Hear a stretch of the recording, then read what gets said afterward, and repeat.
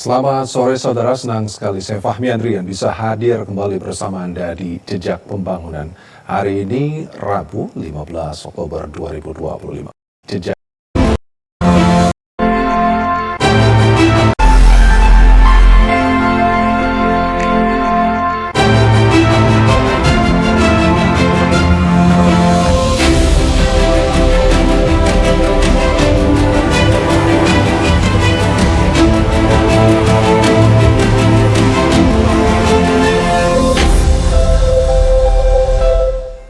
Selamat sore saudara, senang sekali saya Fahmi Andrian bisa hadir kembali bersama Anda di Jejak Pembangunan. Hari ini Rabu 15 Oktober 2025. Sejumlah informasi menarik tentunya sudah kami siapkan untuk Anda. Inilah selengkapnya Jejak Pembangunan.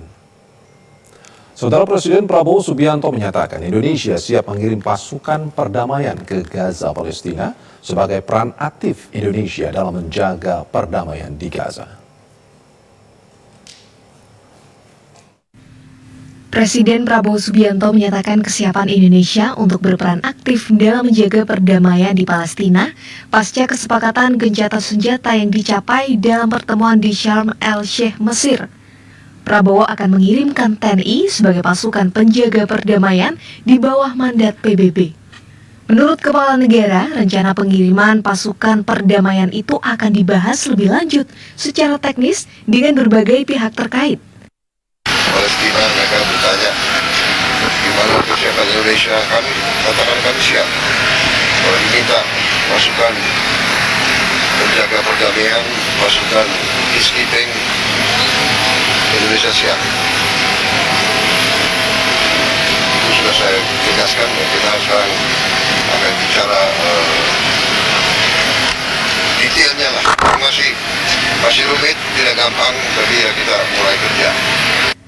Presiden menekankan proses itu tidak mudah dan memerlukan pembahasan mendalam antara negara-negara yang terlibat. Prabowo menegaskan dukungan Indonesia terhadap perjuangan rakyat Palestina sudah berlangsung selama puluhan tahun. Kepala negara menegaskan komitmen Indonesia bukan hanya dalam bentuk diplomasi, namun juga aksi nyata melalui bantuan kemanusiaan yang dikirim secara berulang. Presiden Prabowo Subianto mengatakan penandatanganan kesepakatan gencatan senjata di Gaza, Palestina pada konferensi tingkat tinggi perdamaian di Sharm el-Sheikh, Mesir merupakan langkah awal yang baik bagi Indonesia. Mesir ya, Sharm el-Sheikh, di situ kita kumpul banyak tokoh dari banyak negara, kita berikan tanda tangan pokok-pokok persetujuan rencana senjata yang mengarah pada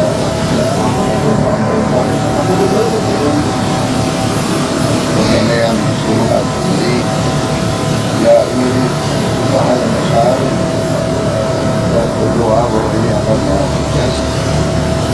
Saya kira ini awal yang baik.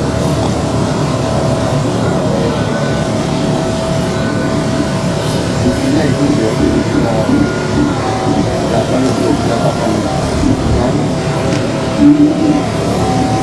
support, penting yang harus sudah berjalan.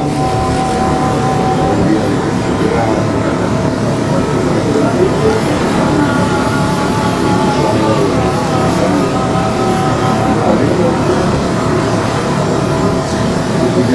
punya tahapan-tahapan pas yang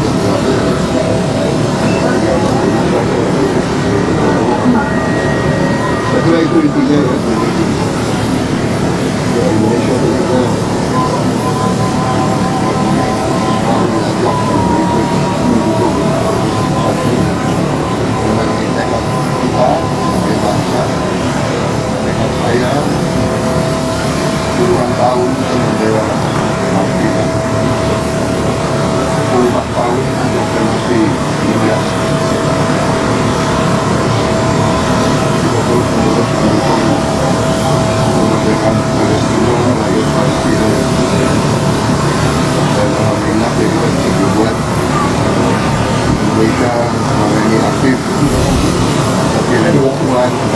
Hercules berkali-kali. Saya kira belajar pada kita dan belajar kita melihat bagaimana pemerintah Indonesia dan berkirim bantuan pangan sebuah perusahaan dari 2 tahun setelah berkirim dan terus komit untuk ini. Saya ditanya oleh pihak-pihak yang merupakan pihak media kunci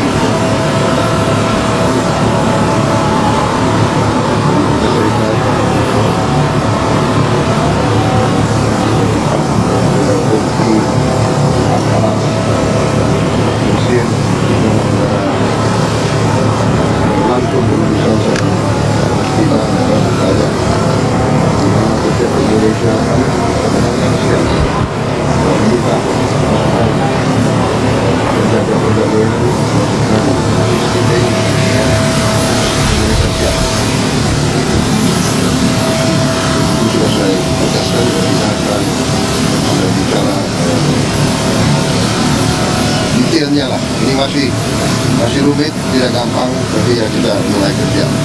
Ya, itu dulu. Kementerian Keuangan membuka peluang untuk menurunkan tarif pajak pertambahan nilai PPN pada 2026. Namun, pemerintah masih melihat kondisi fiskal hingga akhir 2025 sebelum mengambil keputusan terkait kebijakan tarif PPN ke depan. Menteri Keuangan Purbaya Yudi Sadewa merespons terkait rencana penurunan tarif pajak pertambahan nilai PPN pada tahun 2026. Purbaya Yudi Sadewa menyatakan, pemerintah membuka peluang untuk menurunkan tarif PPN pada 2026 sebagai langkah untuk mendorong daya beli masyarakat. Namun ia menegaskan, pemerintah masih melihat kondisi fiskal hingga akhir tahun 2025 sebelum mengambil keputusan terkait kebijakan tarif PPN ke depan. Sebelumnya pemerintah menaikkan tarif PPN dari 10% menjadi 11% pada 1 April 2022. Kemudian per 1 Januari 2025, pemerintah kembali menaikkan tarif PPN menjadi 12%, namun terbatas hanya untuk barang-barang dan jasa mewah saja. Menteri Keuangan Purbaya Yudi Sadewa menyatakan anggaran pendapatan dan belanja negara APBN 2025 defisit 371,5 triliun rupiah atau 1,56% dari PDB per 30 September 2025. Menkeu mencatat realisasi APBN sampai akhir September 2025 menunjukkan kondisi yang terjaga aman. Menteri Keuangan Purbaya Yudi Sadewa mengungkapkan, kinerja keuangan negara sampai akhir September 2025 masih dalam kondisi aman dan terkendali, meskipun penerimaan negara sedang mengalami tekanan akibat situasi ekonomi global dan harga komoditas yang turun. Berdasarkan data realisasi APBN hingga 30 September 2025, pendapatan negara terrealisasi 1.863,3 triliun rupiah atau 65% dari outlook APBN. Namun jumlah ini turun 7,2% jika dibandingkan tahun lalu. Menkeu Purbaya menjelaskan terdapat 2 faktor yang menyebabkan penurunan, yakni penerimaan pajak dan bea cukai turun sekitar 2,9%. Selain itu, pendapatan negara bukan pajak (PNBP) turun hampir 20%. Penurunan ini didorong oleh pelemahan harga komoditas global yang merupakan basis utama PNBP. Sementara, realisasi belanja negara terrealisasi sebesar 2.234,8 triliun rupiah atau 63,4% dari outlook APBN. Berdasarkan data, belanja negara juga mengalami sedikit kontraksi sebesar 0,8% year on year. Hal ini menunjukkan adanya pengelolaan belanja yang hati-hati dan terkendali oleh pemerintah. Efektivitas belanja didorong oleh pelaksanaan program prioritas, bansos, dan belanja modal infrastruktur. Hingga September 2025, defisit anggaran tercatat sebesar 371,5 triliun rupiah atau setara 1,56% terhadap PDB, lebih rendah dari outlook tahun penuh sebesar 2,78% PDB. Menteri Keuangan Purbaya Yudi Sadewa menyatakan, meski penerimaan negara menurun, keuangan negara masih dalam posisi sangat aman. Menteri Keuangan Purbaya Yudi Sadewa menyatakan proyeksi pertumbuhan ekonomi global pada tahun 2025 hingga 2026 mulai membaik meski masih dibayangi geopolitik dan perang dagang Amerika Serikat dan China. Menteri Keuangan Purbaya Yudi Sadewa memproyeksikan di tengah tensi geopolitik perang dagang dan tarif Amerika Serikat dan China, shutdown atau penutupan pemerintah Amerika Serikat, serta ekspektasi suku bunga Bank Sentral Amerika Serikat atau The Fed, pertumbuhan ekonomi global pada 2025 hingga 2026 mulai membaik. Berdasarkan data dari Bank Dunia, proyeksi pendapatan domestik bruto PDB global 2,3% pada 2025 dan 2,4% pada 2026. Data Moneter Internasional IMF memproyeksikan PDB global pada 2025 sebesar 3,1% dan 3,2% pada tahun 2026. Sementara OECD dan Bloomberg memproyeksikan PDB global pada tahun 2025 dan 2026 sebesar 2,9%. Selain itu, Indeks Manajer Pembelian atau PMI Manufaktur Global juga menunjukkan tetap ekspansi yang mencerminkan keberlanjutan aktivitas manufaktur termasuk di kawasan Asia. PMI Manufaktur Global pada September 2025 berada di 50,8. Kondisi pasar keuangan global saat ini menunjukkan pemulihan yang relatif stabil, didukung oleh rendahnya tensi perang dagang serta ekspektasi pemangkasan Fed Funds Rate. Meski rupiah masih terdepresiasi 2,8% secara year to date, kita lihat penguatan signifikan pada IHSG sebesar 16,6%. Menteri Keuangan Purbaya mengungkapkan pasar keuangan global mengalami pemulihan, terutama di pasar saham dan obligasi negara berkembang seperti Indonesia. Hal ini didorong oleh narasi meredanya perang dagang dan ekspektasi tinggi penurunan Fed Fund Rate The Fed. Menkyu menilai hal ini dapat menjadi katalis positif bagi aliran modal ke emerging market, termasuk ke Indonesia. Namun, Indonesia perlu mewaspadai sentimen global yang sangat rentan. Salah satunya kebijakan fiskal Amerika Serikat yang berdampak pada fluktuasi harga emas. Usai jeda kami akan kembali dengan informasi penting lainnya. Tetaplah bersama kami di Jejak Pembangunan.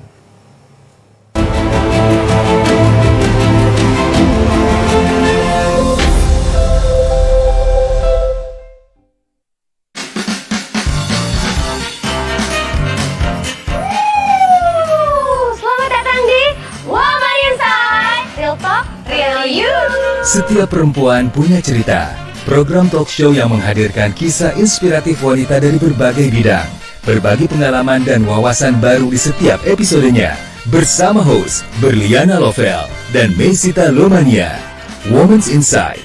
Setiap Jumat pukul 8 waktu Indonesia Barat.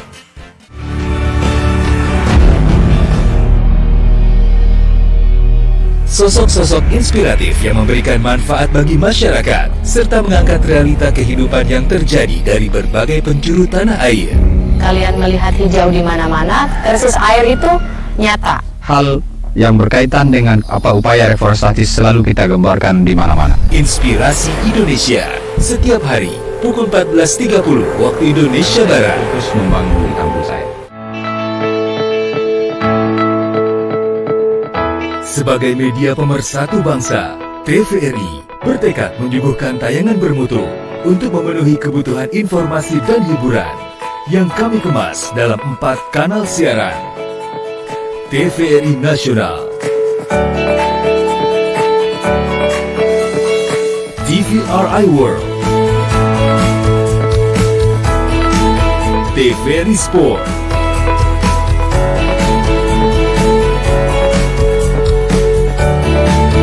TVRI Stasiun Penyiaran Daerah,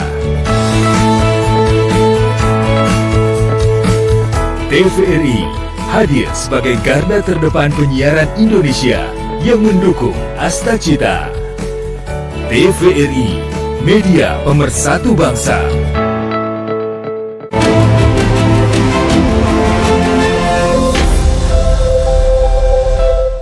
Terima kasih saudara, Anda masih terus bersama kami di Jejak Pembangunan. Saudara Menteri Koperasi Ferry Juliantono mengatakan pembangunan gudang dan gerai koperasi desa Kelurahan Merah Putih akan dimulai secepatnya di seluruh Indonesia. Menteri Koperasi Ferry Juliantono mengatakan pembangunan gudang dan gerai koperasi desa Kelurahan Merah Putih akan dimulai pada 1 hingga 2 hari ke depan. Pasalnya, aturan berupa instruksi Presiden Impres tentang percepatan pembangunan gudang dan gerai Kopdes Merah Putih sudah akan terbit. Menteri Koperasi Ferry Juliantono menegaskan pembangunan fasilitas Kopdes Merah Putih akan melibatkan kontraktor lokal dan masyarakat desa guna memberdayakan potensi lokal. Hal ini merupakan langkah konkret pemerintah dalam mempercepat pemerataan ekonomi nasional, menguatkan rantai pasok pangan serta distribusi produk lokal melalui penguatan peran strategis koperasi desa. Bentar lagi akan mulai dibangun gudang-gudang dan gerai-gerai di koperasi desa Kelurahan Merah Putih. Sudah berapa banyak, Pak? Dengan lebih dari 80.000 koperasi terbentuk di seluruh Indonesia, Menteri Koperasi Ferry Juliantono berharap pembangunan gudang, gerai, dan sarana pendukung koperasi dapat dilakukan secara strategis, terpadu, dan terkoordinasi lintas kementerian dan lembaga. Kementerian Pekerjaan Umum bersama Kementerian Agama dan Kementerian Dalam Negeri menandatangani surat keputusan bersama atau SKB di kantor Kementerian Koordinator Pemberdayaan Masyarakat Jakarta. SKB tersebut mengatur sinergi antar kementerian dalam penyelenggaraan infrastruktur pendidikan pesantren. Penandatanganan surat keputusan bersama tersebut ditandatangani oleh Menteri PU Dodi Hanggodo, Menteri Agama Nasaruddin Umar, dan Menteri Dalam Negeri Tito Karnavian guna menjamin keandalan bangunan infrastruktur pondok pesantren. Hal itu menyusul tragedi ambruknya gedung Ponpes Al-Khozini di Sidoarjo, Jawa Timur yang ambruk pada Senin 29 September 2025. Salah satu hal yang paling disoroti dalam kejadian tersebut adalah masalah tidak adanya persetujuan bangunan gedung atau PBG. Menteri PU Dodi Hanggodo mengungkapkan, lewat kesepakatan ini, pemerintah ingin memperkuat peran Pemda sebagai ujung tombak pembangunan agar setiap pesantren sekecil apapun mendapat perhatian dari pemerintah, mulai dari perizinan, sertifikasi bangunan, sampai bantuan teknis. Sementara itu, Menteri Agama Nasaruddin Umar mengatakan, Kemenak akan melakukan pendataan secara intensif terhadap bangunan ponpes, madrasah, hingga rumah-rumah ibadah. Menteri Agama menilai masih banyak bangunan-bangunan tersebut yang berada di daerah kemiringan sehingga rawan longsor. Selain itu, pemerintah daerah juga diminta agar jangan sungkan ketika memberikan PBG kepada pesantren. Hal ini dikarenakan masih terdapat Pemda yang memiliki rasa sungkan terhadap segala urusan yang menyangkut pesantren. Menteri Koordinator Bidang Infrastruktur dan Pembangunan Kewilayahan Agus Harimurti Yudhoyono mengajak mahasiswa untuk berkolaborasi menghadapi tantangan perubahan zaman. Dalam kuliah umum yang diselenggarakan Badan Eksekutif Mahasiswa Unila pada Selasa pagi tadi, Menteri Koordinator Bidang Infrastruktur dan Pembangunan Kewilayahan Agus Harimurti Yudhoyono atau AHY memaparkan gambaran kondisi pembangunan baik di tingkat global maupun di Indonesia, serta sejumlah tantangan yang harus diantisipasi. Menurut AHY, saat ini terjadi perubahan secara global di semua bidang. Oleh karena itu, AHY mengajak mahasiswa untuk berkolaborasi menghadapi tantangan perubahan zaman, terutama demi kemajuan Indonesia. AHY menekankan pentingnya dialog, inovasi, dan partisipasi generasi muda dalam merancang solusi infrastruktur dan kebijakan yang berkelanjutan. Selain penyampaian materi, AHY menyempatkan berdialog langsung dengan peserta melalui sesi tanya-jawab interaktif. Pada sesi itu, sejumlah mahasiswa mengajukan pertanyaan seputar prioritas infrastruktur, transisi energi, ketahanan pangan, dan peluang kolaborasi riset antar kampus dan pemerintah.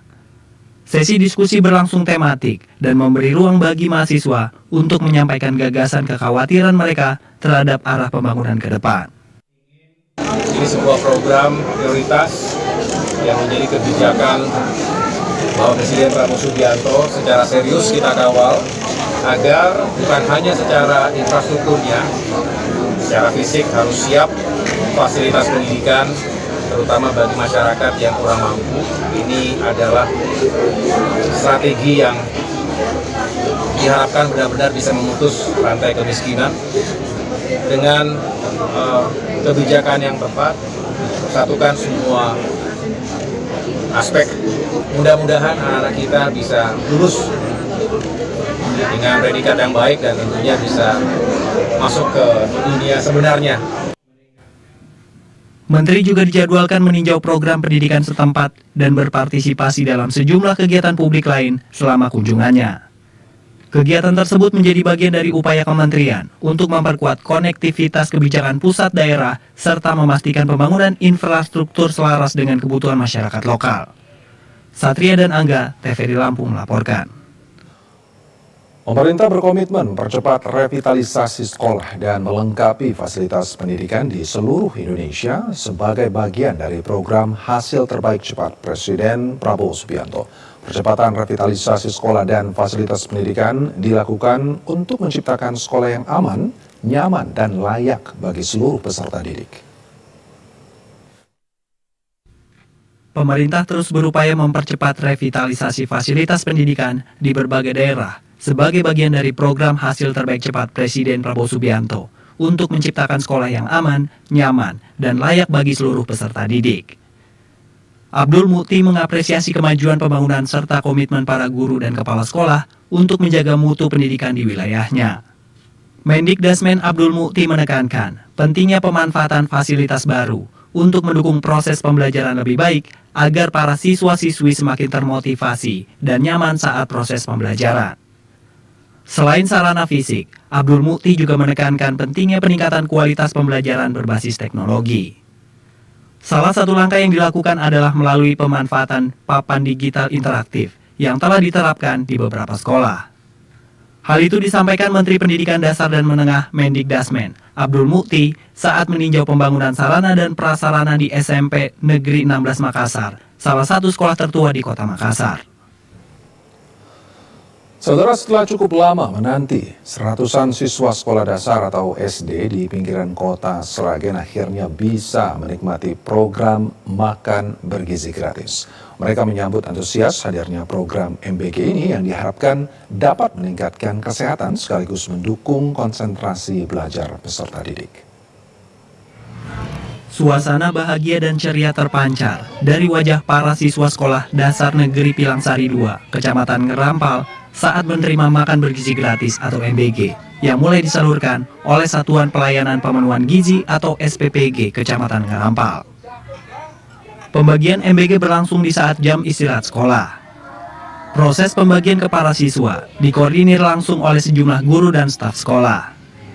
Menu yang disajikan pada hari pertama berupa nasi putih, lauk pauk berupa chicken karage dan tahu bacem, sayuran tumis wortel sawi, dan pakcoy, serta buah segar semangka.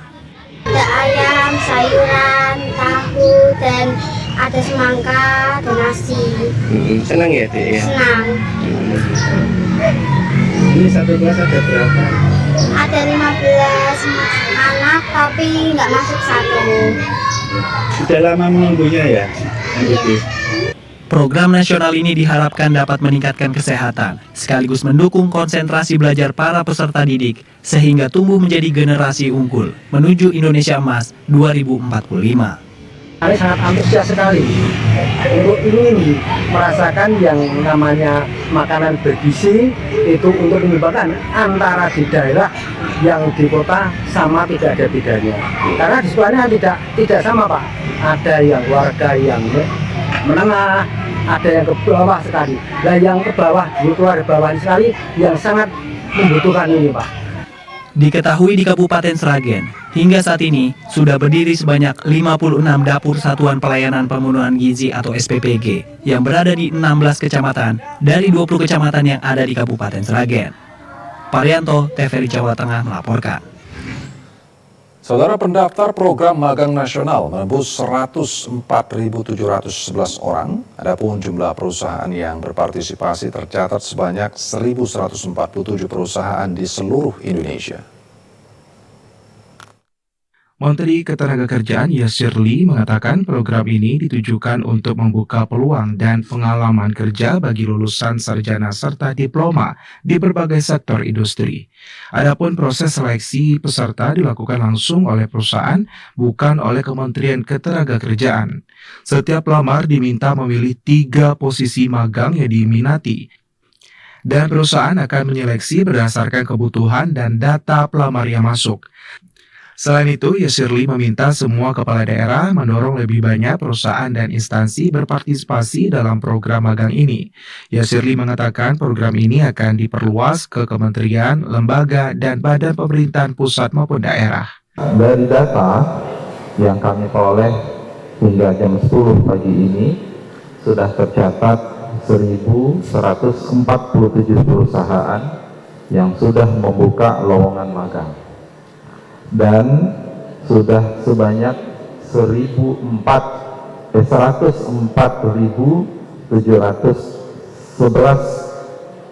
orang yang kemudian eligible untuk ikut dalam program magang ini, yang nanti mereka kita minta untuk memilih 3 posisi yang mereka inginkan. Selain itu, meski belum merinci kuota untuk magang di KL, jumlah tersebut akan masuk dalam target 100.000 lowongan magang yang ditargetkan tersedia oleh pemerintah hingga akhir tahun 2025. Yasirli menegaskan program magang nasional dirancang untuk merata di seluruh provinsi dengan kuota yang disesuaikan secara proporsional berdasarkan jumlah perusahaan dan kebutuhan tenaga kerja di masing-masing daerah. Selama 6 bulan pemagangan, peserta magang akan memperoleh uang saku setara upah minimum kabupaten atau kota dan upah minimum provinsi atau UMP. Informasi tadi sekaligus menutup perjumpaan kita pada Jejak Pembangunan hari ini. Saya Fahmi Andrian, mewakili seluruh kerabat kerja yang bertugas mengucapkan terima kasih atas kebersamaan Anda. Selamat sore dan sampai jumpa.